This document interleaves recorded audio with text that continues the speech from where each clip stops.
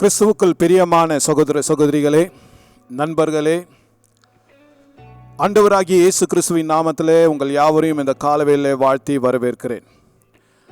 கடந்த 6 வாரங்களாக மரணத்துக்கு ஏதுவான 7 பாவங்கள் என்ற தலைப்பில் பார்த்து கொண்டிருக்கிறோம். இன்றைக்கு கடைசி தலைப்பாக மரணத்துக்கு ஏதுவான 7வது பாவம், அவரைஸ், பேராசை என்ற தலைப்பில் இந்த நாளிலே நாம் கேட்க போகிறோம். தேவ பிள்ளைகள் இன்றைக்கு பரிசுத்தமாய் வாழ்வதை தேவன் விரும்புகிறார். தேவன் மன்னிக்கிறவர், ஆனாலும் நம்முடைய வாழ்விலே மன்னிக்க கூடாத பாவங்களும் உண்டு. எபிரேயர் புஸ்தகத்தில் 10ஆம் அதிகாரத்தில் நீங்கள் வாசிக்கும் பொழுது, சத்தியத்தை அறியும் அறிவை அடைந்த பின்பு ஒருவன் மனப்பூர்வமாய் பாவம் செய்வானானால் அவனுக்கு வேறொரு பரிகாரத்திற்காக வேறொரு பலி செலுத்தப்படவில்லை. இன்னொரு விதத்தில் சொல்ல போனால் அவனுக்கு பாவ மன்னிப்பு இல்லை. மனப்பூர்வமாய் பாவம் செய்கிறவனுக்கு, சத்தியத்தை அறிந்தும் மனப்பூர்வமாய் பாவம் செய்கிறவனுக்கு.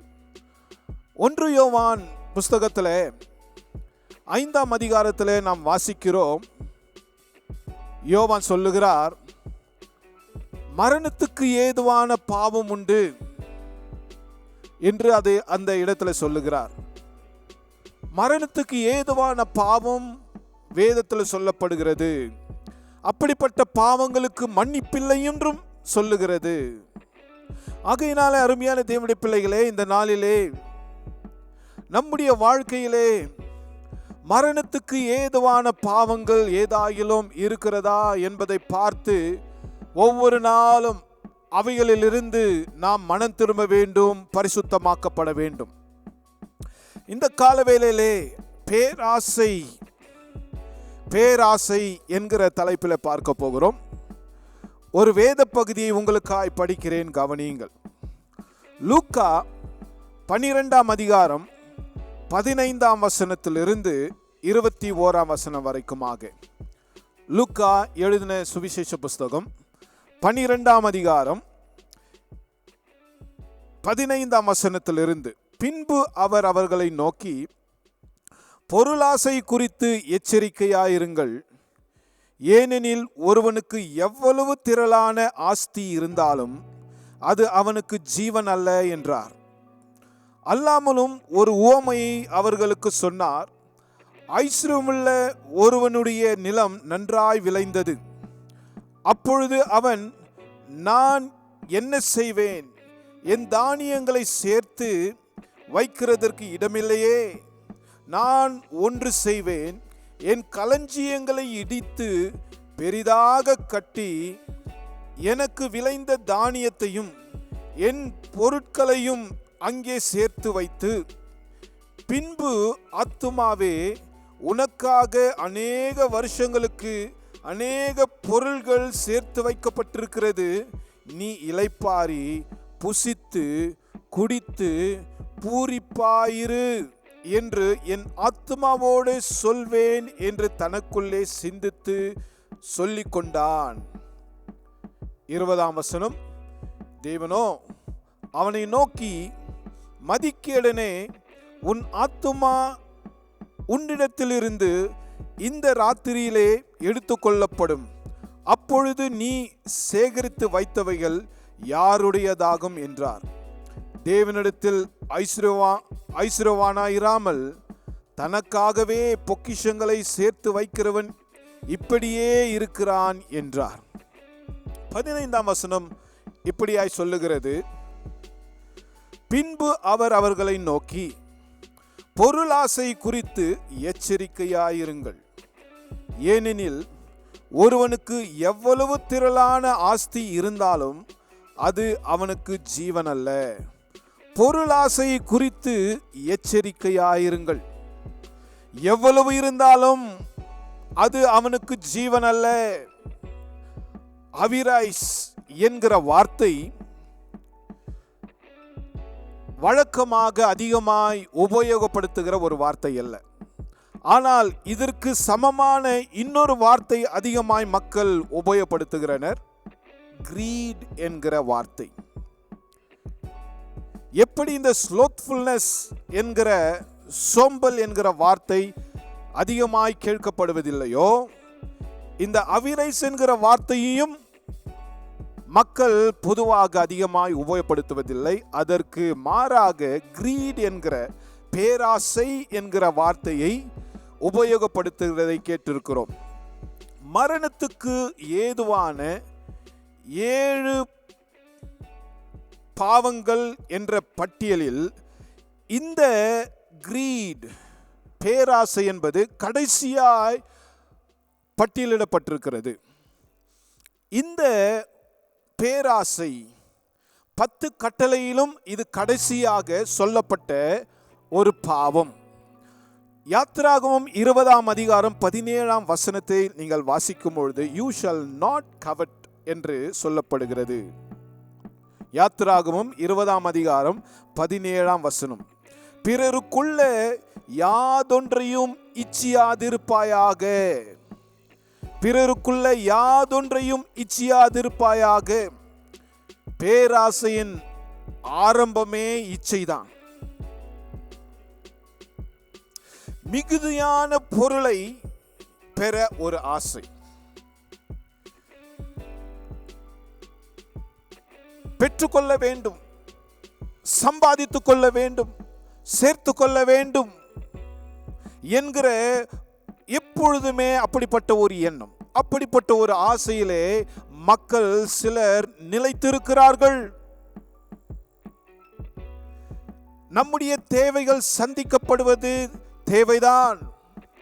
ஆனால் ஆசை இருந்தாலும் பேராசை இருக்கக்கூடாது. ஆசை இருந்தாலும் பேராசை இருக்கக்கூடாது. இந்த பேராசை உள்ளவர்கள் இன்றைக்கு பலவிதமான செயலில் ஈடுபடுகிற வாய்ப்புகள் உண்டு. பேராசை உள்ளவன் it leads to deceit, வஞ்சகத்துக்குள் அவன் மாறுகிறான். பொறாமை உடையவனாய் மாறிவிடுகிறான். திருடுகளிலே ஈடுபடுகிறான்.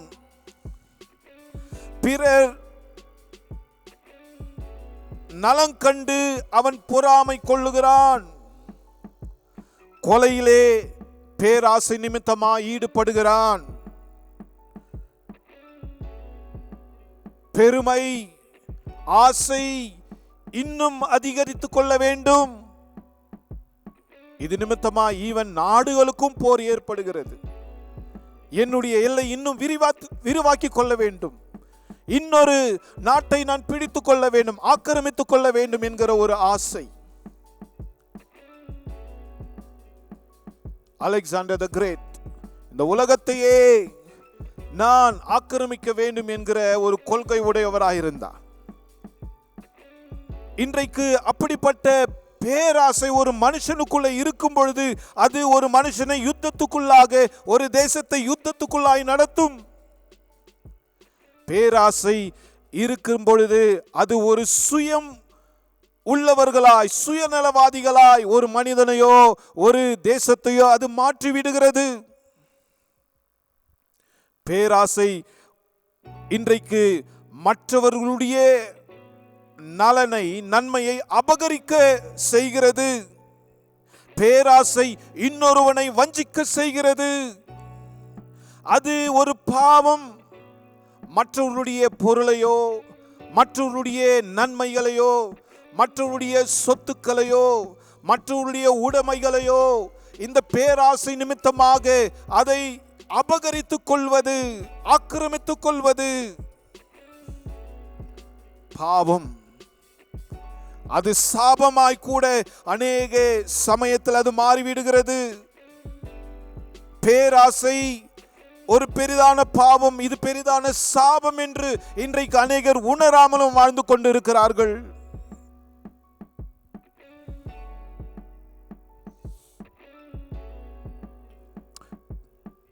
நான் சிறு வயதில் ஸ்கூல் படிக்கும் பொழுது, பள்ளி படிக்கும் பொழுது ஒரு பாடத்தை படித்திருக்கிறேன். பேராசை பெருநஷ்டம்.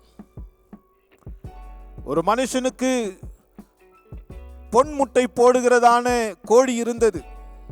தினந்தோறும் ஒரு பொன்முட்டையை அவன் இந்த கோழி இடுவதை அவன் பெற்றுக்கொண்டான்.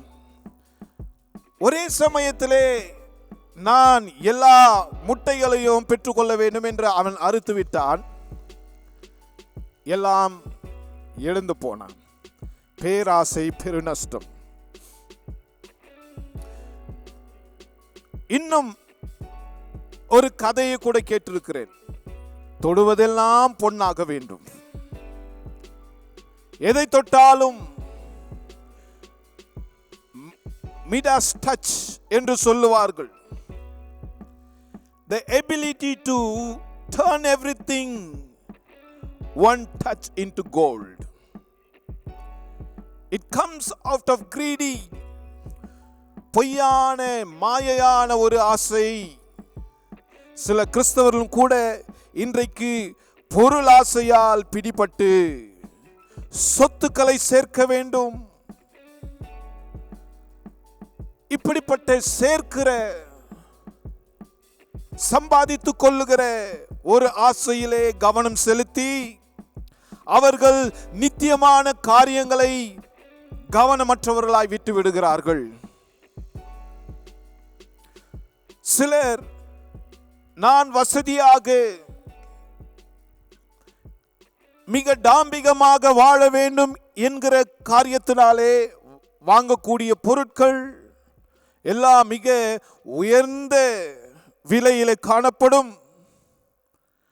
ஒரு சிலர் நான் இன்னும் பெரிய சொத்தை, ப்ராப்பர்ட்டியை வாங்க வேண்டும் என்று ஒரு சொத்தை விற்று இன்னும் அதை காட்டிலும் பெரிதாக வாங்க முயற்சிக்கிறார்கள்.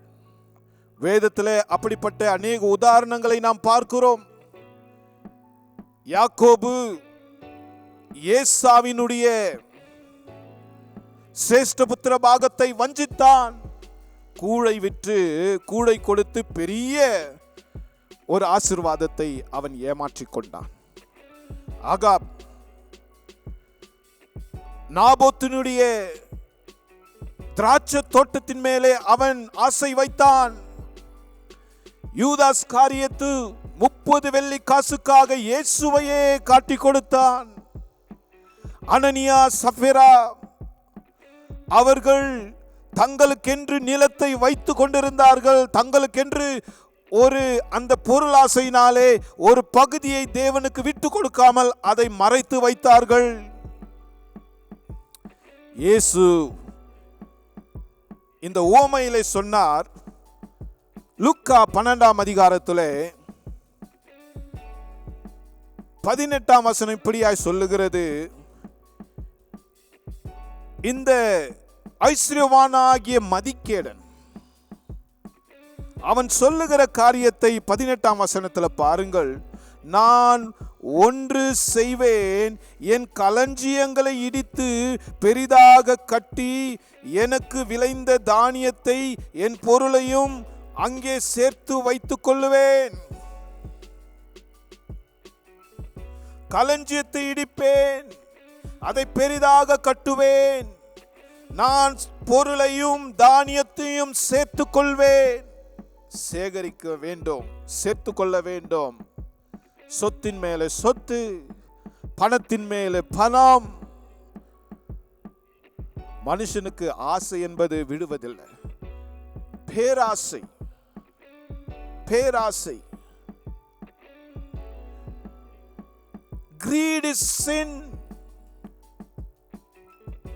இந்த வேத பகுதியிலே பேராசை குறித்து நாம் வாசித்தோம். 15ஆம் வசனத்தில் இயேசு கிறிஸ்து அருமையாக சொல்லி வைத்திருக்கிறார். பொருளாசை குறித்து நீங்கள் எச்சரிக்கையாய் இருக்க வேண்டும். பொருளாசை குறித்து எச்சரிக்கையாய் இருக்க வேண்டும்.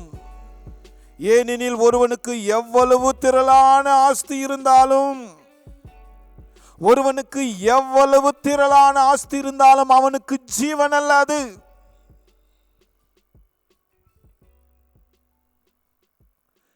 எச்சரிக்கையாயிருக்க வேண்டும் என்று கர்த்தர் சொல்லுகிறார். இந்த நாட்களிலே மனிதன் பேராசையினாலே சேர்த்து வைத்துக் கொண்டே இருக்கிறான். திருப்தி அடைவதில்லை. போதும் என்கிற மனது உடையவனா இல்லை. இருந்தாலும் இன்னும் கொஞ்சம் இருக்கட்டும் என்று மற்றவர்களை வருத்தியாவது அவன் சேர்த்துக் கொள்ளுகிறான். மற்றவர்களை அழுத்தி, அவர்களை வஞ்சித்து, அவர்களை நாசப்படுத்தி, வேதனைப்படுத்தி தனக்காக சேர்த்துக் கொள்ளுகிறவன் மனுஷன். இந்த பேராசை குறித்து இந்த நாட்களிலே ஒரு 3 பாடங்களை கற்றுக்கொள்ள போகிறோம். 3 பாடங்கள் பேராசை குறித்து. முதலாவதாக, greed usually means someone else must suffer. வழக்கமாக பேராசை இன்னொருவரை வருத்தி அல்லது பேராசை இன்னொருவரை துன்புறுத்தி பொருளை சேர்த்துக் கொள்ளும். பேராசை இன்னொருவருடைய சொத்தை அல்லது இன்னொருவரை துன்புறுத்தி சேர்த்துக்கொள்ள முற்படும். பணத்தை பெற்றுக்கொள்ள வேண்டும், பணத்தை சேர்த்துக் கொள்ள வேண்டும், எந்த விதத்திலாவது நான் பணத்தை சேர்த்துக் கொள்ளுவேன் என்கிற ஒரு ஆசை. பணக்காரர்கள் இன்றைக்கு ஏழை எளிய மக்களை ஏமாற்றி வஞ்சித்து அவர்கள் சேர்த்து வைத்துக் கொள்ளுகிறார்கள். மற்றவர்கள் எப்படி என்ன நடந்தாலும் சரி, எப்பேர் கெட்டு போனாலும் சரி, எனக்கு அது அவசியமில்லை, அதை குறித்து எனக்கு கவலை இல்லை.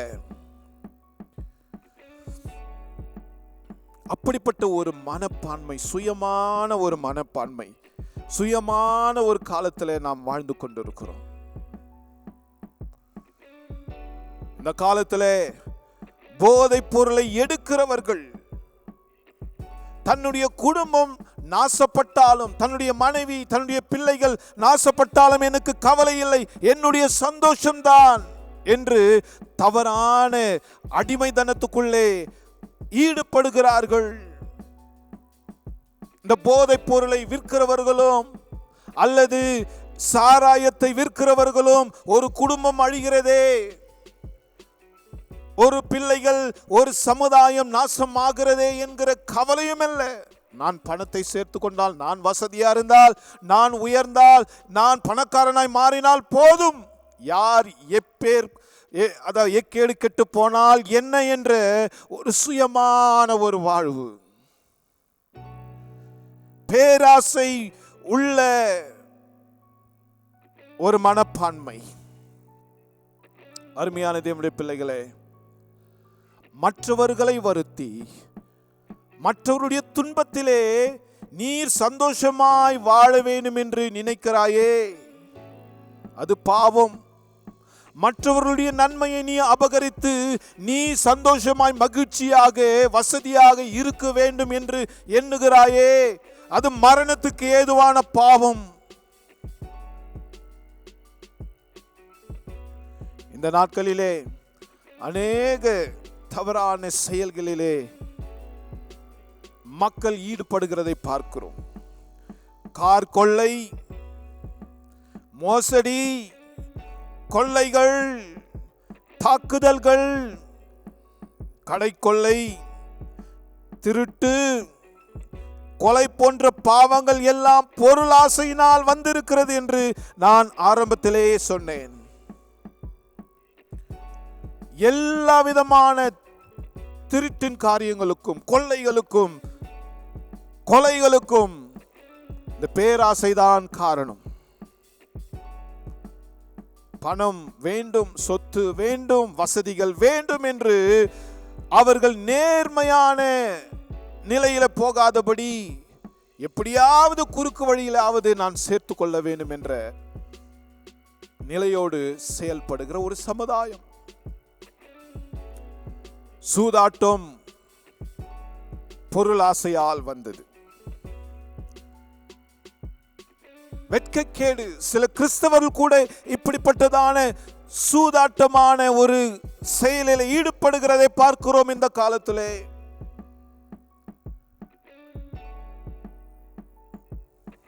பொது இடங்களிலே ஆடல் பாடல், பந்தய தடங்கள், சுற்றுலா பகுதி, கண்காட்சிக்காக அது மனுஷனை அழித்தாலும் அதை வைத்து சம்பாதிக்கிற ஒரு நிலையை பேராசையினாலே இன்றைக்கு மக்கள் நிறைந்து அதாவது செயல்படுகிறதை பார்க்கிறோம்.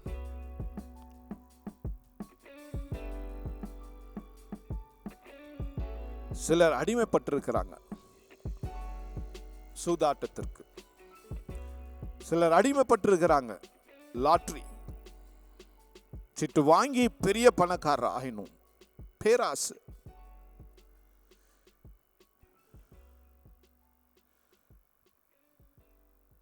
Suffering is caused by cheating, lying, and the deceit it involves in practicing greed. மற்றவரை வஞ்சித்தல், மற்றவரை ஏமாற்றுதல், பொய்யாய் ஆசை காட்டி பொருளை சொத்தை அபகரித்தல்,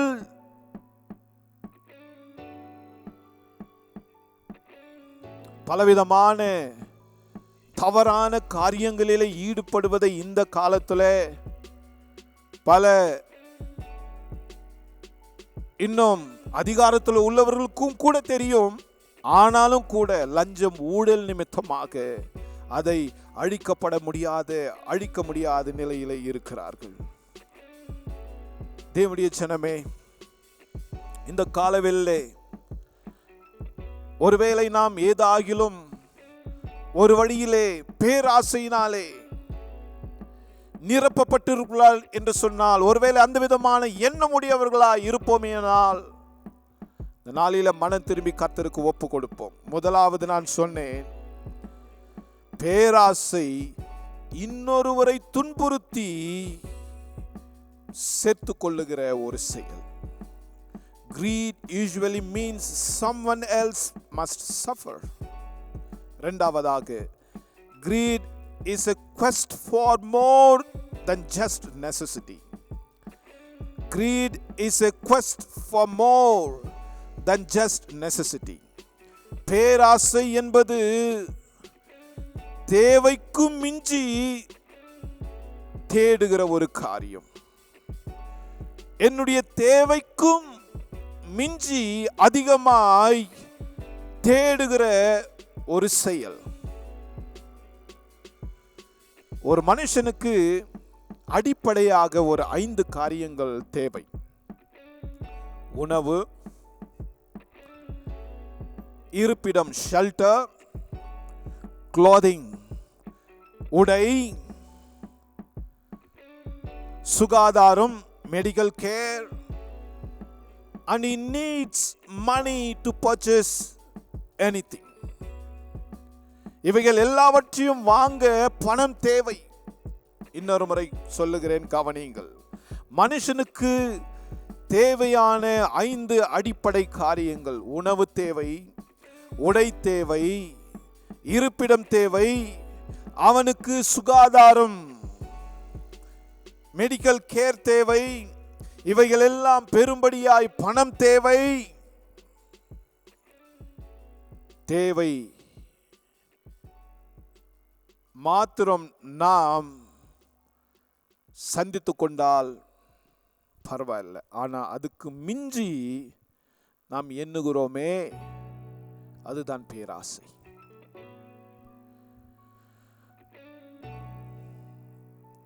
We always go for best food.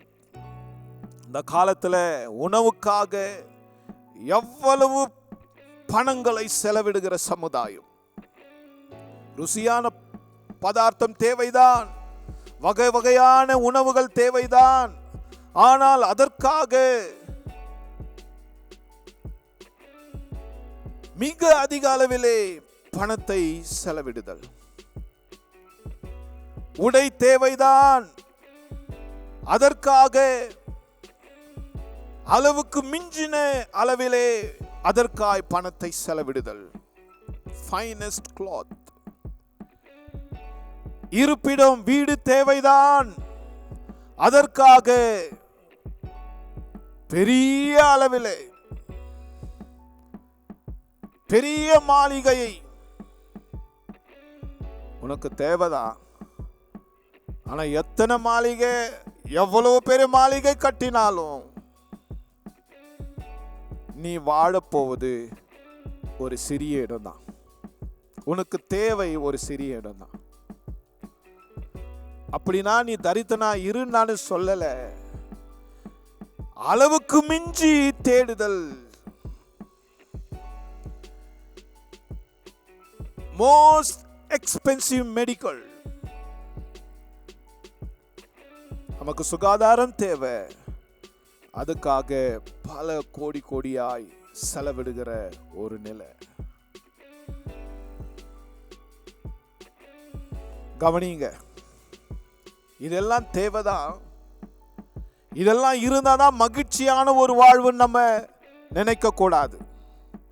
நம்முடைய தேவைகளிலே நாம் திருப்தி கொண்டாலே போதும். இந்த காலகட்டத்தில் அதிகமான விளம்பரங்கள் பார்க்கிறோம்.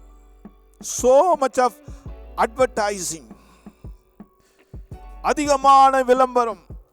நமக்கு தேவைப்படாத பொருட்களை கூட பெரிதாக நல்ல முறையில் விளம்பரம் செய்து அதை வாங்கும்படியாக ஒரு சோதனையை உண்டாக்கி வாங்கி வீட்டில் சும்மா வைத்திருக்கிற ஒரு நிலையை பார்க்கிறோம்.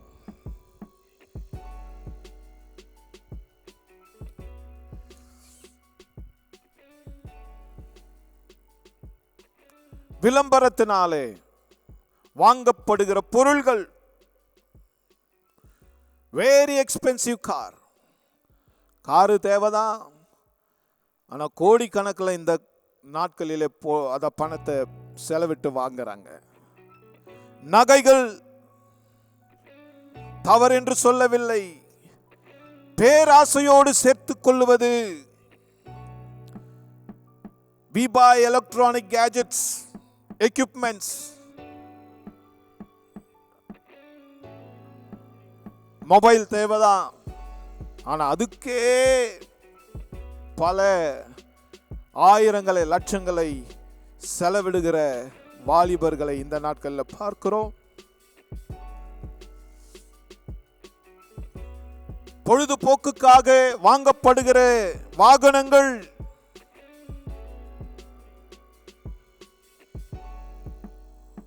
உடை வந்த பிராண்டட் தான். வாங்கக்கூடாதுன்னு சொல்லல. மனுஷன் இன்றைக்கு அவன் வசதிக்கு மேலே மிக ஆடம்பரமான ஒரு வாழ்க்கையிலே அவன் இன்றைக்கு அதன் மேலே குறியாக இருக்கிறான்.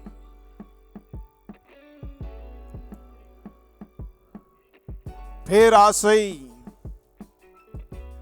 சிலர் பணத்தை, சொத்துக்களை சேர்த்து வைக்குவாங்க, சாப்பிடக்கூட மாட்டாங்க. கஞ்சதனமா இருந்து அவங்களும் அனுபவிக்க மாட்டாங்க. கடைசியில் செத்து அதே விட்டு போய் மற்றவர்கள் அனுபவிக்கிற நிலைமைக்கும் இருக்கிற மக்களை இந்த காலகட்டத்தில் பார்க்கிறோம். வயிறை கட்டி வாயை கட்டி சேர்த்து வச்ச என்று சொல்லுவாங்க. அப்படி சேர்த்து வச்சு கூட அனுபவிக்க முடியல. பாருங்க,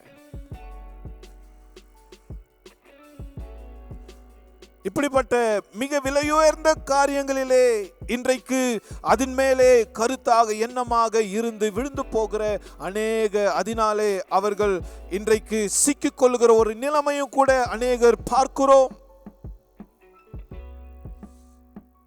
சிலருக்கு பணம் இல்லைன்னா கூட சரி, கடனாவது வாங்குவாங்க. கடன் வாங்குற பழக்கம் ஒன்னு இருக்குத போதும்னு விட மாட்டாங்க. இன்னும் அவங்க அதை வாங்கிட்டாங்க, நானும் வாங்கணும். அவங்க கிட்ட இருக்குது, ஏன் என்கிட்ட இருக்கக்கூடாது? ஒரு வாகனத்தை வாங்கினா இது சரியில்லைன்னு அதை வித்துட்டு இன்னும் பெருசா வாங்குறது. வாங்கு, பரவாயில்ல.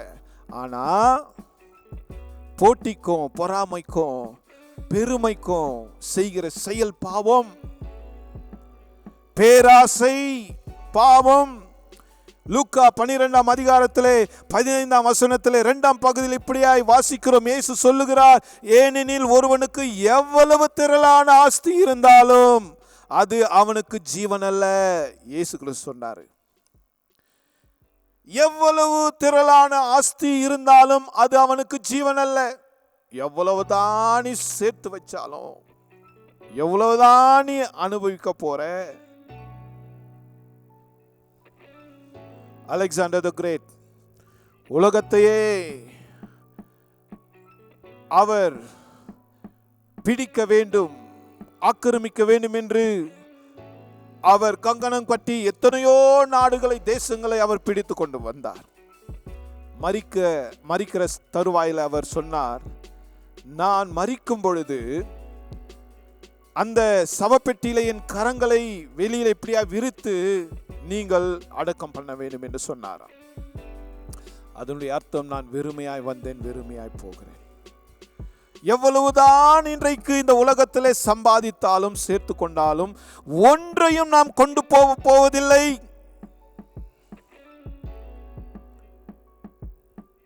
பேராசை, அவிராய்ஸ். இரண்டாவதாக நாம் பாடம் படித்தோம், பேராசை என்பது தேவைக்கு மிஞ்சி தேடுகிற ஒரு காரியத்தை உண்டாக்குகிறது. பேராசை நமக்குள்ள இருக்கக்கூடாது. வேதத்தில் இன்னொரு வசனம் சொல்லுகிறது, போதும் என்கிற மனதோடு கூடிய இருதயமே மிகுந்த ஆதாயம். போதும் என்கிற மனது. We need to have a heart of contentment. Greed is a sophisticated form of idolatry. பேராசை விக்கிரகத்திலிருந்து தோன்றிய அதிநவீனமான ஒரு காரியம். பேராசை என்பது ஒரு விக்கிரகம். ஒருவேளை கரங்களால் செய்யப்பட்ட, வரையப்பட்ட ஒரு உரு படமோ அல்லது உருவமோ மனிதன் அதை அழித்து போடலாம், விக்கிரகமோ அதை அழித்து போடலாம். ஆனால் இன்றைக்கு அநேகர் பணம் என்கிற விக்கிரகத்தால் சிக்கிக் கொண்டிருக்கிறார்கள். தனக்கென்று சுயமாய் உபயோகப்படுத்திக் கொள்ளுகிற நேரத்தினாலே சிக்கிக் கொள்ளுகிறார்கள்.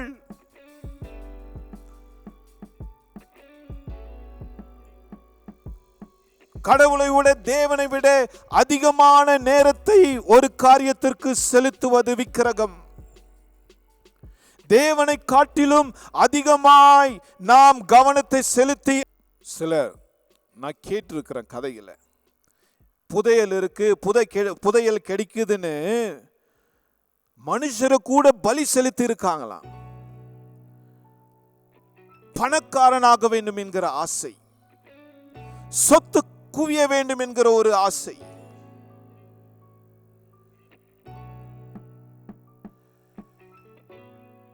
பேராசையினாலே அநேக நண்பத்துவங்கள் இழக்கப்பட்டிருக்கிறது.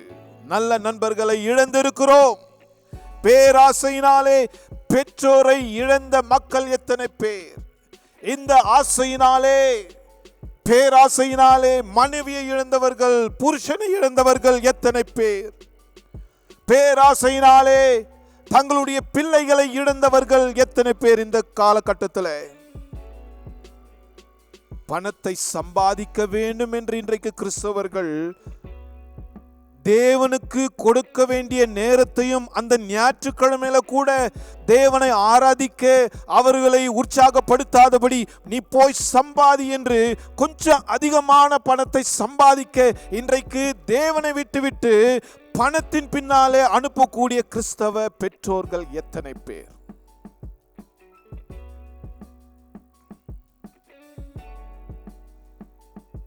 மனைவிமார்களே, தேவைகள் நமக்கு அவசியம். ஆனால் பேராசை கூடாது.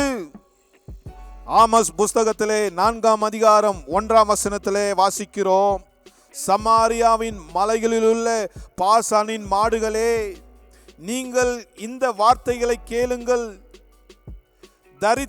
தரித்திரரை ஒடுக்கி எளியவர்களை நொறுக்கி அவர்களுடைய எஜமான்களை நோக்கி நாங்கள் குடிக்கும்படிக்கு கொண்டு வாருங்கள் என்று சொல்லுகிறீர்கள். எளியவர்களை ஒடுக்கி, தரித்திரரை ஒடுக்கி, எளியவர்களை நொறுக்கி எஜமான்களை நோக்கி நாங்கள் குடிக்கும்படி கொண்டு வாருங்கள் என்று சொல்லுகிறீர்கள். 2ஆம் வசனம் சொல்லுகிறது, இதோ கர்த்தராகிய ஆண்டவர் உங்களை துறடுகளாலும் உங்கள் பின் சந்ததியை மீன் பிடிக்கிற தூண்டில்களாலும் இழுத்து கொண்டு போகும் நாட்கள் வரும் என்று அவர் தம்முடைய பரிசுத்தத்தை கொண்டு ஆணையிட்டார். பணத்தை சம்பாதிக்க வேண்டும், சொத்துக்களை சேர்க்க வேண்டும் என்று தேவனையும் விட்டு பின்வாங்கி போகிற மக்கள் எத்தனை பேர்? தேவனுடைய சமூகத்தை அலட்சியப்படுத்துகிறதான மக்கள், பணத்திற்காக, பொருளுக்காக, சொத்துக்களுக்காக தேவனையும் மறுதலிக்கிற மக்கள் இன்றைக்கு ஏராளமாய் உலகத்தில் இருக்கிறார்களே. அருமையான தேவனுடைய பிள்ளைகளே, இந்த காலவெளியிலே தேவன் தாமே நம்மோடு பேசுவாராக. பண ஆசை நிமித்தமாக, பொருள் ஆசை நிமித்தமாக இன்றைக்கு தேவனை விட்டு பின்வாங்கக்கூடிய கிறிஸ்தவர்கள் எத்தனை பேர்? வேதத்துல வாசிக்கிறோம், மனிதன் உலகம் முழுதையும் ஆதாயப்படுத்தி தன் ஆத்துமாவை நஷ்டப்படுத்தினால் அவனுக்கு லாபம் என்ன? ஓடோடி உழைக்கலாம், ஓடோடி சேர்த்து வைக்கலாம், சொத்துக்களை சேகரிக்கலாம், போதாது என்று இடித்து கட்டி இன்னும் பெரிதாக்கலாம். அந்த மதிக்கேடு ஐஸ்வர்யவானை போல. ஒருவேளை உன் ஆத்துமா இந்த நாளிலே எடுப்படுமானால் நீ சேர்த்து வைத்தவைகள் யாருடையதாகும்? இந்த வசனத்திலே நான் சொன்னேன், இப்பொழுது எல்லாவற்றையும் ஆதாயப்படுத்தி உன் ஆத்துமாவை நஷ்டப்படுத்தினால் அதை காட்டிலும் பெரிய நஷ்டம் இந்த உலகத்தில் இல்லை. பேராசை கூடாது. பேராசை தேவ பிள்ளைகள் வாழ்விலே இருக்கக்கூடாது. தேவை நமக்கு தேவைதான். ஆனால் இன்றைக்கு நாம் வசதிகள், நமக்கு தேவையான காரியங்கள் தேவைதான். ஆனால் சொத்துக்கள், பணம், இதன் மேலே கவனமாயிருந்து தேவனை அலட்சியப்படுத்துகிறது. நாம் இதன் மேல கவனம் செலுத்தி இன்றைக்கு ஆவிக்குரிய காரியங்களை கைவிடுவது பாவம். வானத்தையும் பூமியும் சகலத்தையும் படைத்தவர் அவர். இன்றைக்கு மக்கள் என்ன செய்கிறார்கள்? எல்லாவற்றையும் பிடித்து கொண்டு, ஆசீர்வாதங்களை பிடித்து கொண்டு தேவனை ஆசீர்வதிக்கிறவரை விட்டு விடுகிறார்கள். சிருஷ்டியை பற்றி கொண்டு சிருஷ்டிகரை விட்டு விடுகிறார்கள். அருமையான தேவ பிள்ளையே, நீ யாரா இருந்தாலும் சரி, எங்கிருந்தாலும் சரி, இது மரணத்துக்கு ஏதுவான பாவம். இன்றைக்கு தேவன் அவரிடத்தில் நீ மனம் திரும்பி வரும்படியாக, நீ பரிசுத்தமாகும்படியாக, கிறிஸ்துவுக்காக எல்லாவற்றையும் நீ தியாகம் பண்ணி பலியாக அவருக்கு ஒப்பு கொடுத்து அவருடைய சமூகத்திலே வரும்படியா எதிர்பார்க்கிறார். நீ அவரை தேடினால் உன்னை எல்லாம் தேடி வரும். மத்தேயு 6ஆம் அதிகாரத்தில் கடைசி பகுதியில் வாசிக்கிறோம், இந்த உலகத்தில் உனக்கு என்னென்ன தேவையோ அவைகளெல்லாம் அவர் தருவார். முதலாவது தேவனுடைய ராஜ்யமும் அவருடைய நீதியும் தேடு, அப்பொழுது எல்லாம் உனக்கு கூட கொடுக்கப்படும் என்று கர்த்தர் சொல்லுகிறார். நீ தரித்திரனாய் இருக்க வேண்டும் என்பது அவர் சித்தமல்ல, ஆனால் பேராசைக்காரனாய் இருக்கக்கூடாது என்று தான் கர்த்தர் எச்சரிக்கிறார். லூக்கா 2:15 வாசித்தோம், நீ எவ்வளவுதான் சொத்துக்களை சேர்த்து வைத்துக் கொண்டாலும் பொருள் ஆசையை குறித்து அவர் எச்சரிக்கிற காரியம் நாம் பார்த்தோம். ஒருவனுக்கு எவ்வளவுதான் திரளான ஆஸ்தி இருந்தாலும் அது அவனுக்கு ஜீவன் அல்ல. எந்த பொருளும், எந்த பெருமையும், புகழ்ச்சியும், சொத்துக்களும் உன்னை பரலோகத்துல கடவுள்கிட்ட கொண்டு போய் சேர்க்காது. இந்த உலகத்துல இருக்கிற நாட்களிலே உன்னுடைய தேவைகளை அவர் சந்திக்கிறார். அதிலே திருப்தியாயிரு.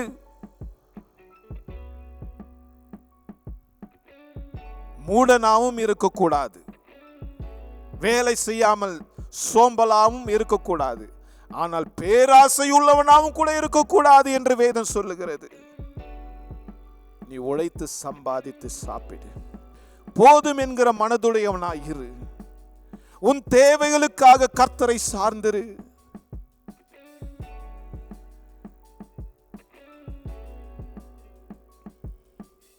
அருமையான தேவனுடைய பிள்ளைகளே, இந்த காலவேளையிலே தேவன் தாமே நம் ஒவ்வொருவரோடும் இடைப்படுவாராக.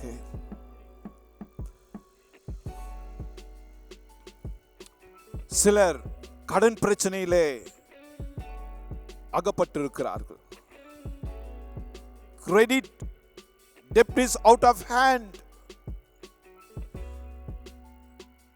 ஞானமற்று பணத்தை கடனாக வாங்கி, பொருளை கடனாக வாங்கி, அல்லது பொருளை வாங்க கடன் வாங்கி, பேராசை நிமித்தமாக அதிலிருந்து மீள முடியாத நிலைமையும் கூட இருக்கிறது. எல்லாவற்றுக்கும் இன்னொரு காரியத்தை சொல்லுகிறேன், கவனிங்கள். எல்லாவற்றுக்கும் நமக்கு பணம் இருக்கிறது, எல்லாவற்றுக்கும் நாம் ஓடோடி சேர்த்து வைக்கிறோம். ஆனால் கர்த்தருடைய விஷயத்திலே நாம் இன்றைக்கு தரித்திரராய் இருக்கிறோம். ஊழியம் இன்றைக்கு பணம் இல்லாதபடினாலே நிறுத்தப்படுகிறது. God's mission is, most of the time it is hindered because God's people are not so generous. தேவ பிள்ளைகள் உதாரத்துவமாய் இல்லாததினாலே, சுயமுள்ளவர்களாய் இருக்கிறதினாலே அவர்கள் இன்றைக்கு தேவனுடைய ராஜ்யத்திற்கு கொடுக்காமல் இருக்கிறதினாலே இன்றைக்கு தேவனுடைய ஊழியங்களும் அநேக சமயத்தில் அது முன்னேறி செல்ல முடியாத நிலைமையில காணப்படுகிறது அல்லவா? We must give to mission. ஊழியத்திற்காய் கொடுக்க வேண்டும், தேவையுள்ள மக்களுக்காய் கொடுக்க வேண்டும். நான் இன்னொரு பிரசங்கத்திலே இந்த 7 பிரசங்கத்திலே ஒரு முறை ஏற்கனவே சொல்லி இருக்கிறேன். கர்த்தர் நமக்கு பணத்தை கொடுக்கும் பொழுது 4 நோக்கத்தோடு அவர் கொடுக்கிறார். உன் தேவையினுடைய தனிப்பட்ட தேவையின் சந்திப்பிற்காக கொடுக்கிறார். உன் குடும்ப தேவைக்காக அவர் 2வதாக கொடுக்கிறார். 3வதாக தேவையுள்ள ஜனங்கள், ஏழை எளிய மக்களுக்கு கொடுத்து உதவும்படியாக அவர் கொடுக்கிறார். 4வதாக தேவனுடைய ஊழியம் நிறைவேற்றப்பட, தேவனுடைய ஊழியத்திற்காக கர்த்தர் கொடுக்கும்படியாய் சொல்லுகிறார். நீ சுயமுள்ளவனாயிருந்து பணத்தை எனக்கு எனக்கு எனக்கு என்று நீ சேர்த்து வைத்துக் கொள்ளுகிறாயே, உதாரத்துவமாய் கொடுக்கிற இருதயம் உள்ளவனாய் இல்லையே. வேதத்துல வாசிக்கிறோம், அதிக பிசினிதனம் பண்ணி தரித்திரரானவர்கள் உண்டு, வாரி இறைத்து அவர்கள் ஐஸ்வர்யவான்களாய் மாறினவர்கள் உண்டு. கர்த்தருக்கு கொடுக்கும் பொழுது வேதம் சொல்லுகிறது, விசனமாயும் அல்ல கட்டாயமாயும் அல்ல, அவனவன் உள்ளத்திலே நியமித்தபடி கர்த்தருக்கு கொடுக்க கடவன். கொடுங்கள், அப்பொழுது கொடுக்கப்படும் என்று வேதம் சொல்லுகிறது. வாங்குவதை பார்க்கிலும் கொடுப்பது பாக்கியம். பேராசை உள்ளவன் இன்றைக்கு கர்த்தருக்கு கொடுக்கிறவனாய் இருக்க முடியாது.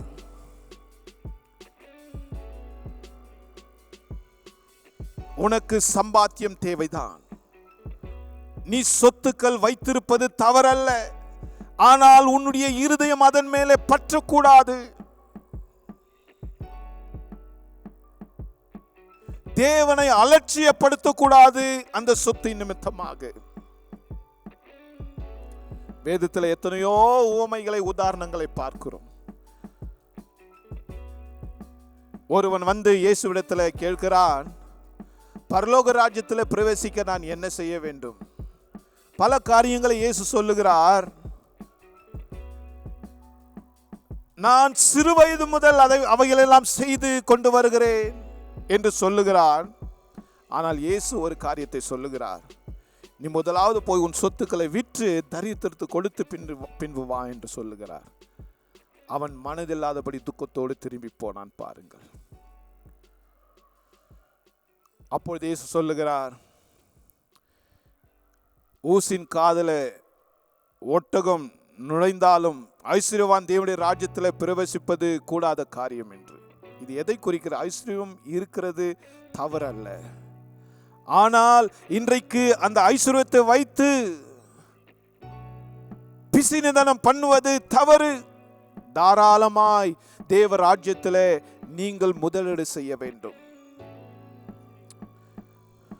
அருமையான தேவனுடைய பிள்ளையே, மரணத்துக்கு ஏதுவான 7 பாவங்கள், 7 விதமான பாவங்கள் நம்முடைய நல்வாழ்வுக்காக தேவன் கொடுத்திருக்கிறார். அருமையான தேவனுடைய பிள்ளைகளே, மரணத்துக்கு ஏதுவான 7 விதமான பாவங்கள், அதிலிருந்து நாம் நம்மையே தவிர்த்து கொள்ள வேண்டும். ஆரம்பத்திலே இந்த 7 விதமான மரணத்துக்கு ஏதுவான பாவங்கள் என்று நான் சொல்லிக் கொண்டிருந்தேன். ஒவ்வொரு வாரமாக இதை நாம் கேட்டுக்கொண்டிருந்தோம். இவையாவும் சாத்தானின் பொய்யான மாயையான நம்மை அழிக்கக்கூடிய ஒரு நிலையிலே கொண்டு போகும் இந்த மரணத்துக்கு ஏதுவான பாவங்கள். God forbids these kind of sins. இந்த பாவங்களை தேவன் தடை பண்ணுகிறார். பெருமை என்கிற பாவம், கோபம் என்கிற பாவம், பொறாமை என்கிற பாவம், அசுத்தம், பெருந்தீனி, சோம்பல், பேராசை, இப்படிப்பட்ட பாவத்திலிருந்து நாம் விலகி காக்கப்பட வேண்டும். அருமையான தேவனுடைய பிள்ளைகளே, இந்த காலவேளை தேவனுடைய சமூகத்திலே நாம் மனம் திரும்பி அவருடைய சமூகத்துக்கு நேராக நம்ம அர்ப்பணித்து, ஏதாகிலும் இப்படிப்பட்ட பாவங்களிலே நாம் சிக்கியிருந்தால் ஆண்டவரிடத்தில் ஒப்பு கொடுத்து, ஆண்டவரே என மன்னியும், உம்முடைய பிள்ளையா மாற்றி, உம்முடைய ராஜ்யத்தின் பிள்ளையை மாற்றி உம்முடைய ராஜ்யத்தில் பிரவேசிக்க எனக்கு கிருபை செய்யும் என்று ஒப்பு கொடுக்க மாட்டோமா? நிறைவான ஒரு வாழ்வை வாழ்ந்து பரலோக ராஜ்யத்தை சுதந்திரிக்க கர்த்தர் விரும்புகிறார். இந்த காலவேளையிலே பேராசை என்கிற ஒரு பாவத்தில் இருந்து நாம் நம்மையே விடுவித்துக் கொள்ள கர்த்தர் உதவி செய்வாராக. அது எப்படிப்பட்ட ஆசையா இருந்தாலும் சரி. ஒருவேளை நீங்கள் சொல்லலாம், எனக்கு பெரிய சம்பாத்தியம் இல்லை என்று, நான் சம்பாதிக்கிறது போதவில்லை, நான் எப்படி ஆசைப்பட முடியும் என்று. பணம் இருந்தாதான் ஆசைன்னுறதில்ல, பொருள் இருந்தாதான் ஆசைன்னுறதில்ல. ஆனால் மற்றவருடைய பணத்தையோ பொருளையோ வஞ்சிப்பது, இச்சிப்பது பாவம். மற்றவருடைய உடைமைகளை இச்சிப்பது பாவம். 10 கட்டளையை படித்து பாருங்க. மற்றவருடைய மனைவியை கூட நீ இச்சிக்க கூடாது என்று வசனம் சொல்லுது. மற்றவருடைய பொருளை நீ இச்சியாது இருப்பாயாக, மற்றவனுக்குரிய ஒரு காரியத்தையும் நீ இச்சியாது இருப்பாயாக என்று வசனம் சொல்லுகிறது. அப்படிப்பட்ட பாவத்திலே ஒருவேளை நாம் சிக்கி இருந்தால் இந்த காலவேளை கர்த்தர் தாமே உதவி செய்வாராக. உங்களுக்காக நான் இந்த காலவேளை ஜெபிக்க போகிறேன். தலைகளை வணங்கி ஜெபிக்கலாம். இந்த 7 மரணத்துக்கு ஏதுவான பாவங்களை குறித்து பார்த்தோம். இந்த காலவேளை கர்த்தர் தாமே நமக்கு உதவி செய்ய விரும்புகிறார். இந்த சத்தத்தை, இந்த செய்தியை கேட்கிற நீ யாராயிருந்தாலும் எங்கிருந்தாலும் சரி, தேவனிடத்தில் அர்ப்பணி. ஆண்டவரே, இந்த பேராசை என்கிறதான ஒரு சுவாபத்திலிருந்து நான் விடுதலையாக்கப்பட வேண்டும். போதுமான அளவிற்கு நீர் கொடுக்கிறீர், ஆனால் அளவுக்கு மிஞ்சி நான் அதன் மேல கவனம் செலுத்துவது பாவம் என்று வேதம் சொல்லுகிறதே. இந்த கால வேளையிலே ஆண்டவரே, என்னை அர்ப்பணிக்கிறேன், என்னை கழுவும், உம்முடைய ரத்தத்தினால என்னை பரிசுத்தப்படுத்தும் என்று ஒப்பு கொடுக்க மாட்டோமா? பரிசுத்த தேவனே, இந்த கால வேளையிலே ஒவ்வொருவரையும் நீர் தொழுவீராக, பரிசுத்தம் பண்ணுவீராக. இந்த பாவத்திலிருந்து விடுதலையாக்கும்படியாய் ஜெபிக்கிறோம். கடந்த நாட்களிலே நாங்கள் 7 விதமான ஆண்டவரே மரணத்துக்கு ஏதுவான பாவங்களை குறித்து பார்த்தோம். பெருமை என்கிற பாவம், கோபம் என்கிற பாவம், பொறாமை என்கிற பாவம், ஆண்டவரே துர்குணம் அசுத்தம் என்கிற பாவம், பெருந்தீனி என்கிற பாவம், சோம்பல் என்கிற பாவம், பேராசை என்கிற பாவம். இப்படிப்பட்ட பாவங்களில் இருந்து நாங்கள் விடுபெற்று பரிசுத்தமான ஒரு வாழ்வு வாழ கர்த்தர் கிருபை செய்வீராக. தேவ பிரசனம், தேவ மகிமை இறங்கி வந்து இந்த காலவேளை ஒவ்வொரு பிள்ளைகளுக்கும் நீர் அற்புதம் செய்யும்படியா ஜெபிக்கிறோம். ஒருவேளை பணக்குறைவினாலே கஷ்டத்தால தரித்திரமாய் யாராவது இருப்பார்கள் சொன்னால் கர்த்தர் உம்முடைய பிள்ளைகளின் தேவை சந்திப்பீராக. போதுமான ஆகாரம், போதுமான உடை, போதுமான இருப்பிடம், போதுமான ஆண்டவரே இன்றைக்கு மருத்துவ வசதிகள், போதுமான ஆண்டவரே தேவைகளை சந்திக்கக்கூடிய பண வசதிகள் பிள்ளைகளுக்கு தாரும் ஆண்டவரே. இந்த உலகத்தில் இருக்கிற நாட்கள் வரைக்கும் கர்த்தருக்காக ஒரு மனரம்யமாய் திருப்தியோடு போதும் என்கிற மனதோடு ஆண்டவரே நாங்கள் வாழும்படி எங்களுக்கு கிருபை செய்வீராக. இந்த காலவேளை ஒரு முறை கூட இந்த கொரோனா வியாதியினாலே அவதிப்படுகிற ஒவ்வொருவரையும் தொட்டு சுகப்படுத்தும்படியா ஜெபிக்கிறோம். இந்த கொள்ளை நோயை எங்கள் தேசத்திலிருந்து, இந்த உலக அளவிலிருந்து மாற்றும்படியா ஜெபிக்கிறோம். கண்ணீரோடு கவலையோடு வாழ்ந்து கொண்டிருக்கிற மக்களுக்கு சமாதானத்தை கொடும். பாவத்தில் சிக்கி இருக்கிற மக்களுக்கு விடுதலை கொடும். வேதனையோடு வாழ்கிற மக்களுக்கு, தனிமையில இருக்கிறவர்களுக்கு ஆறுதலை, சமாதானத்தை தாரும். மெய் தேவன் யார் என்று அறியாத மக்களுக்கு இயேசுவே சத்தியம், வழி, ஜீவன் என்று ஆண்டவரே அறியக்கூடிய வெளிப்பாட்டை தரும்படியா ஜெபிக்கிறோம். ரட்சிப்பில்லாதவர்களுக்கு ரட்சிப்பை தாரும். பாவத்தில் ஊன்றிருக்கிறவர்களுக்கு ஒரு விடுதலையான வாழ்வை தரும்படியா ஜெபிக்கிறோம். எங்கள் ஜெபத்தை கேட்டபடியால் நன்றி செலுத்துகிறோம். இயேசு கிறிஸ்துவின் நாமத்தில் ஜெபிக்கிறோம் பிதாவே, ஆமேன், ஆமேன். நம்முடைய கர்த்தராகிய இயேசு கிறிஸ்துவின் கிருபையும் பிதாவாகிய தேவனுடைய அன்பும் பரிசுத்த ஆவியானவருடைய அன்யோன்யம், சமாதானம், சந்தோஷமும் நம் அனைவரோடும் இன்றைக்கும் என்றைக்கும் சதா காலம் தங்கியிருப்பதாக. ஆமேன், ஆமேன். என் ஆத்துமாவே கர்த்தரை ஸ்தோத்திரி, என் முழு உள்ளமே பரிசுத்த நாமத்தை ஸ்தோத்திரி. என் ஆத்துமாவே கர்த்தரை ஸ்தோத்திரி, அவர் செய்த சகல உபகாரங்களை மறவாதே. ஆமேன், ஆமேன், ஆமேன். கர்த்தர் உங்களை ஆசீர்வதிப்பாராக. சமாதானத்தோடு சென்று வாருங்கள்.